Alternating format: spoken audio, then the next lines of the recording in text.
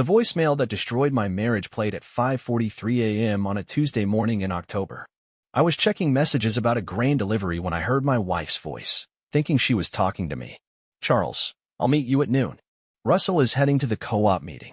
The message cut off, but those 15 seconds were enough.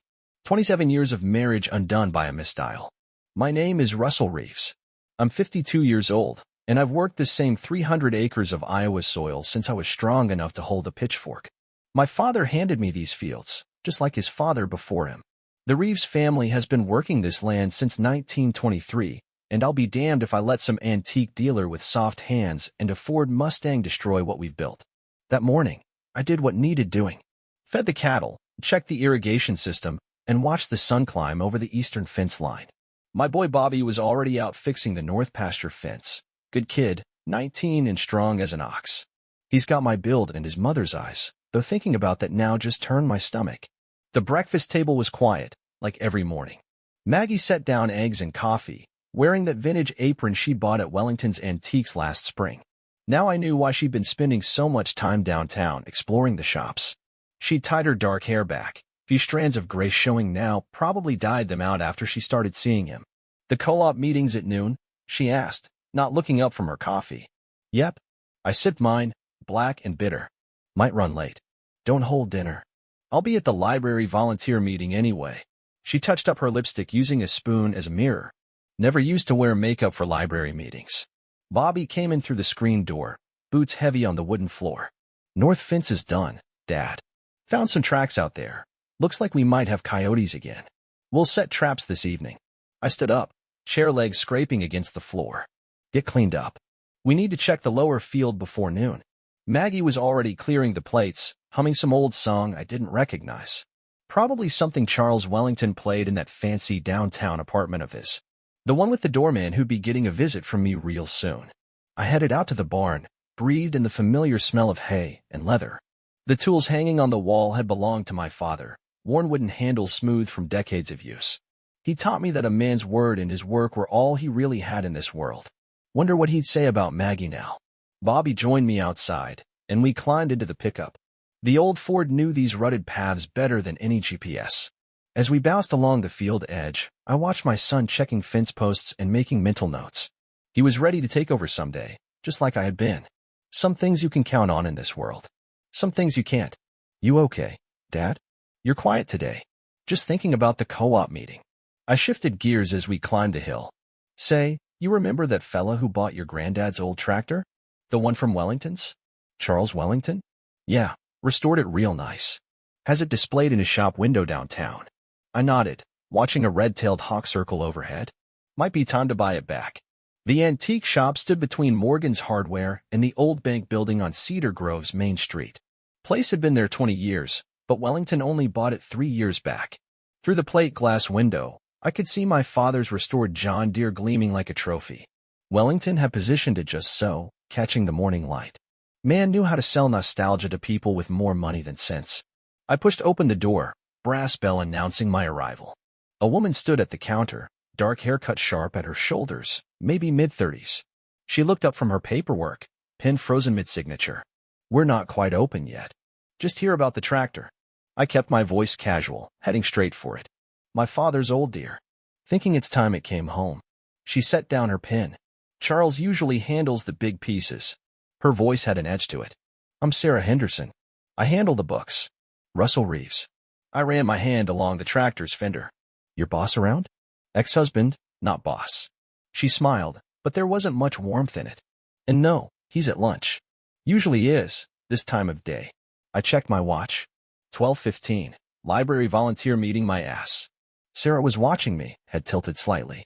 You know, Mr. Reeves, sometimes lunch meetings run long. Especially at the Madison. Private booths, discreet waitstaff. Perfect for extended discussions. The Madison. Fancy hotel downtown where the farm equipment sales rep stayed. 20 stories of brass and glass, complete with a uniformed doorman who'd seen every kind of secret walk through those revolving doors. Appreciate the information, Ms. Henderson. I headed for the door, then paused. Say, you ever need anything hauled? Farm equipment? Furniture? My son and I do that kind of work. She picked up her pen again. Might just take you up on that, Mr. Reeves. especially if you're interested in some trade arrangements. The Madison's lobby smelled like money, leather chairs, and fresh flowers. Behind the brass desk, Harold Morris stood ramrod straight in his burgundy uniform, manning his post like it was the gates of heaven. 70 if he was a day, but sharp as a new nail. Afternoon.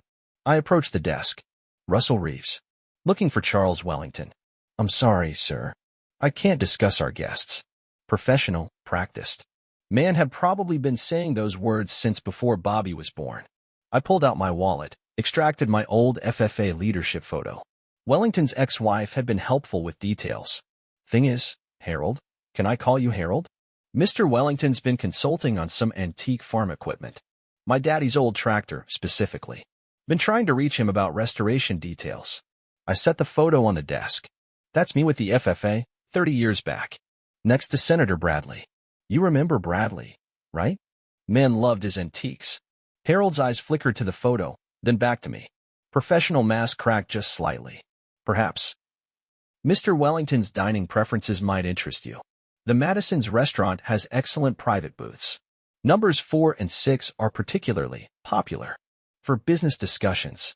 I nodded, sliding the photo back in my wallet. Much obliged, Harold. Say, you ever need any fresh eggs?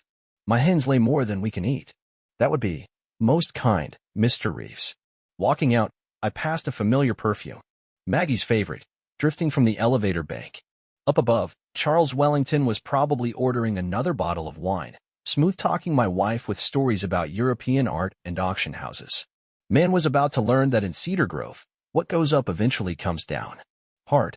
I got in my truck and called Bobby. Son, that tractor restoration project just got complicated.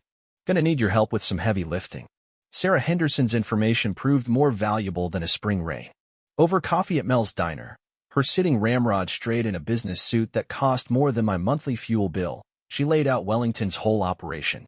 Turns out antiques weren't the only things my wife's lover was manipulating. Tax fraud. I set down my coffee mug, studied her face for any sign of deception. You're sure? Sarah's laugh could have stripped paint. I did his books for 3 years, Mr. Reeves. Charles has 2 sets, one for the IRS, one for reality. That man's never met a decimal point he couldn't move. She pulled out a leather portfolio, all business now. But that's not the interesting part. The interesting part is where the money's really coming from. Bobby was out in the truck, waiting to help Sarah move some furniture, our cover story for meeting. Through the diner window, I could see him checking his phone. Probably texting that Miller girl he'd been seeing. At least someone in the family was having an honest relationship. Wellington's got a partner, Sarah continued, sliding a document across the table. Markuschan owns half the antique shops between here and Chicago. They've been running a nice little scheme, artificially inflating prices, sharing inventory, creating fake bidding wars. Your father's tractor? Worth maybe 8 grand. Charles sold it to himself through Chun for 25, then used it as a tax write-off. I studied the paperwork. Numbers didn't lie, even when people did. And Chin's planning to open a new store? Right here in Cedar Grove, in the old Peterson building. She smiled like a cat spotting a limping mouse. You know, the one next to your co-op's grain storage. I did know it. Had been trying to buy that building for 5 years to expand our storage capacity. Price kept mysteriously rising every time we made an offer. Shame if someone beat them to it, Sarah mused, stirring her coffee. Someone with, say, inside knowledge of the actual property value. And connections to the local farming community. The bell above the diner door chimed. Maggie walked in with her library friends, didn't notice me in the back booth. She was wearing a new dress, something flowery and young.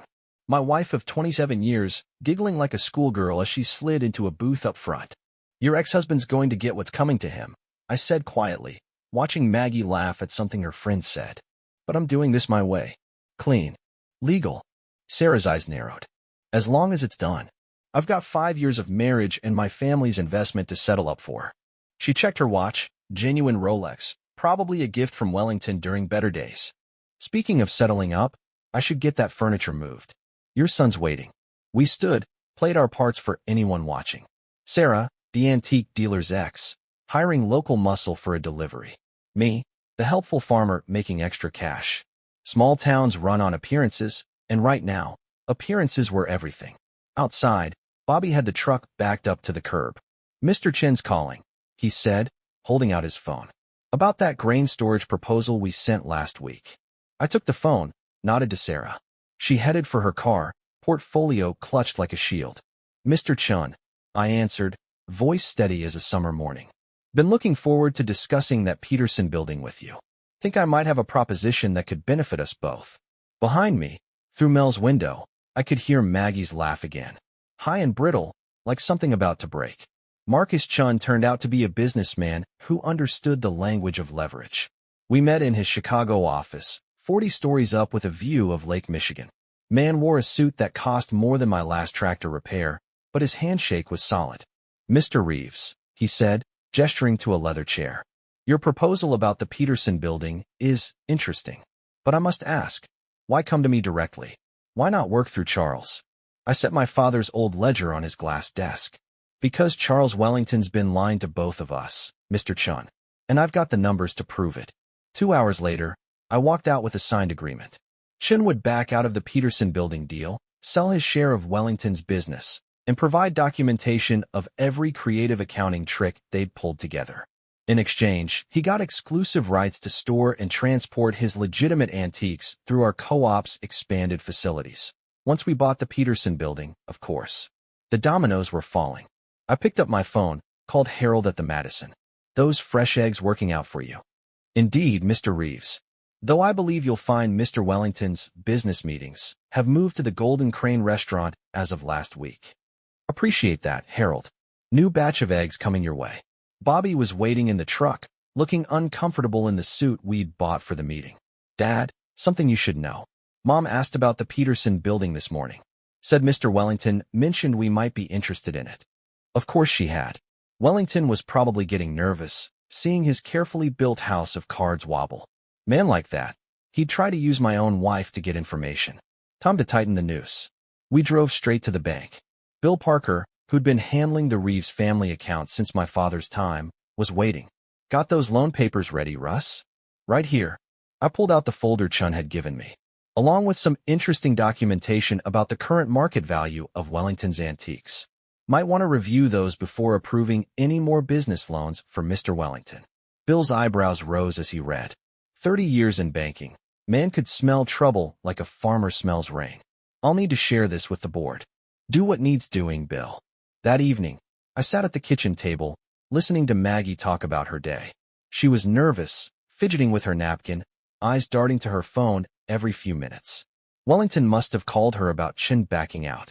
Heard there's some trouble downtown, she said finally. At the antique shop. Something about a partnership dissolving. I buttered my bread, took a bite. That right. Charles, Mr. Wellington, might have to sell some inventory, including that old tractor of your father's. She tried to sound casual, but her knuckles were wide around her coffee cup. Maybe we could buy it back? As a surprise for Bobby. Already taken care of. I stood up, carried my plate to the sink. Through the window, I could see Bobby in the barn, working late again. Good kid. Strong. Bought it this afternoon, along with the rest of Wellington's inventory. Thanks for closing on Monday. The coffee cup hit the floor, shattered like the lies she'd been living on. I didn't turn around, just kept washing my plate. Behind me, Maggie's breathing had gone shallow, panicked. Russell. Dinner was good, I said, drying my hands. I'll be in the barn if you need me. Bobby, and I've got some inventory to move tomorrow. Gonna be a busy day. Monday morning brought the kind of clear October sky that makes harvest worth every callus and aching muscle. I was loading the last of Wellington's inventory into our trucks when his Mustang came screaming into the parking lot, brakes squealing against concrete.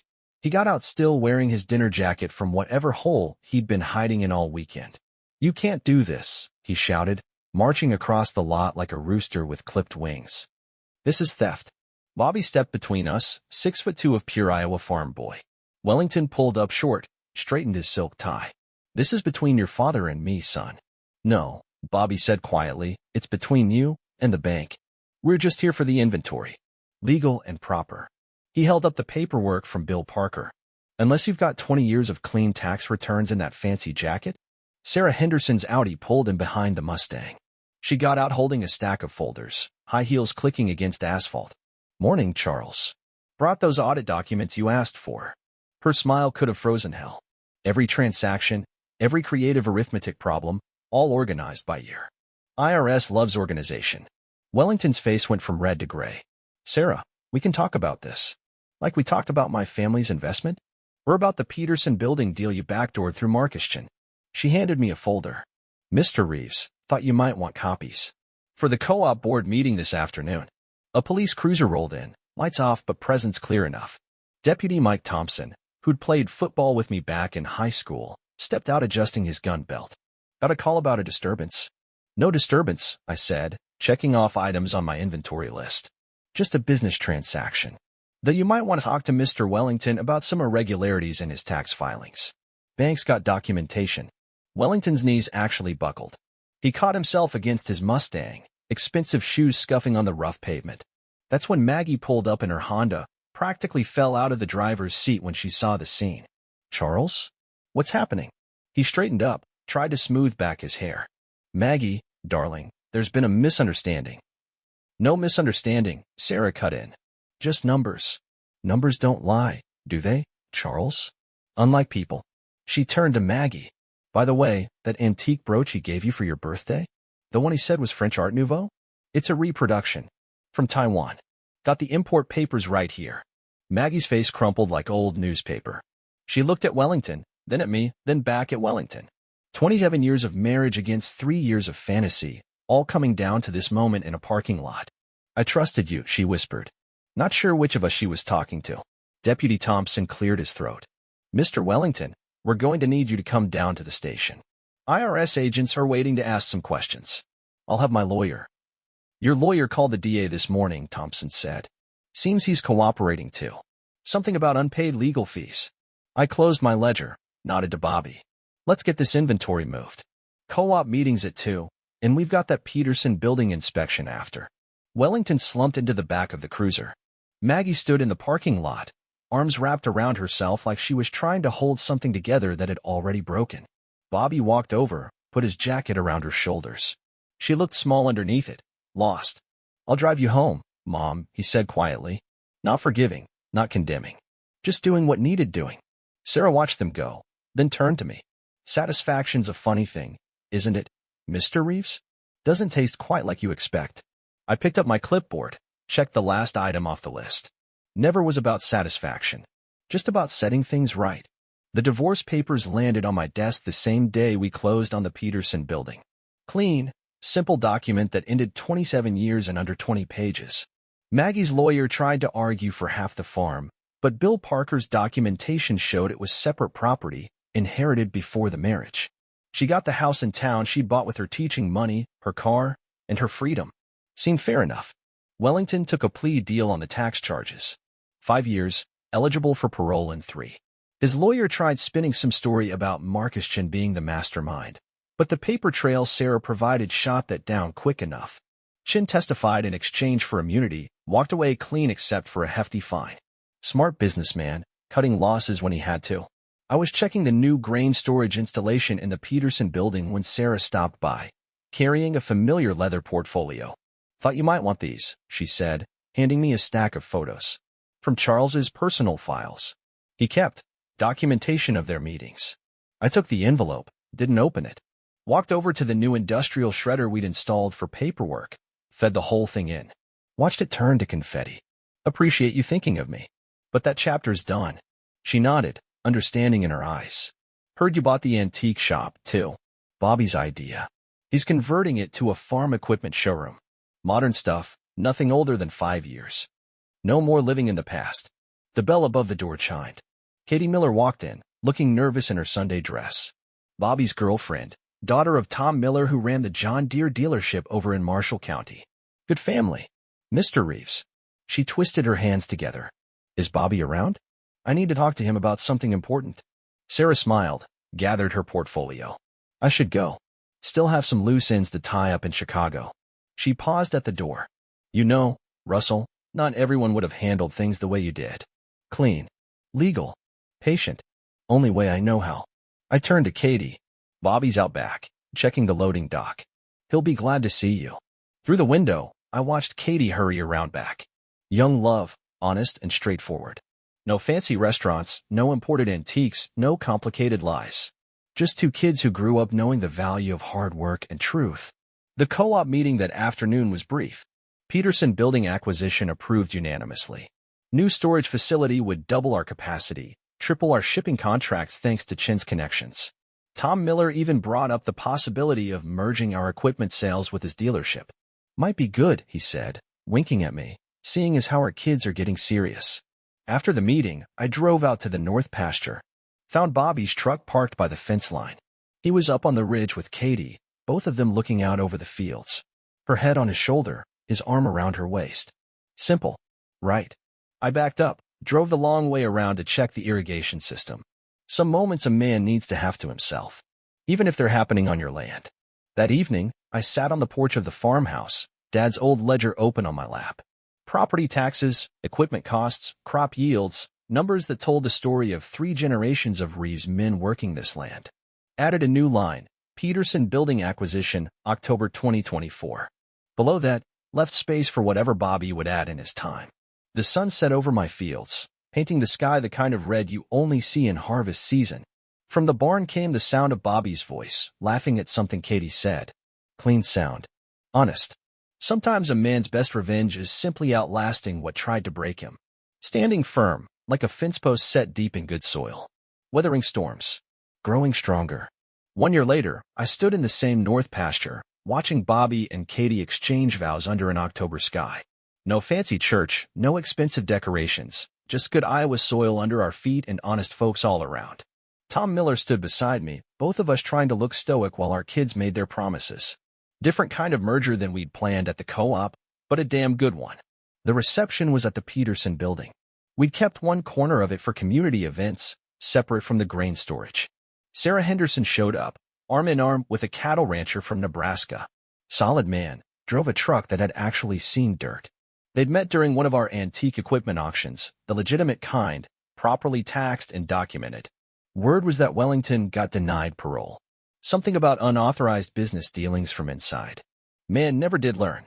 The prison newsletter mentioned he'd taken up pottery, making fancy vases that nobody wanted to buy. Fitting enough. Maggie came to the wedding. Had to, being Bobby's mother.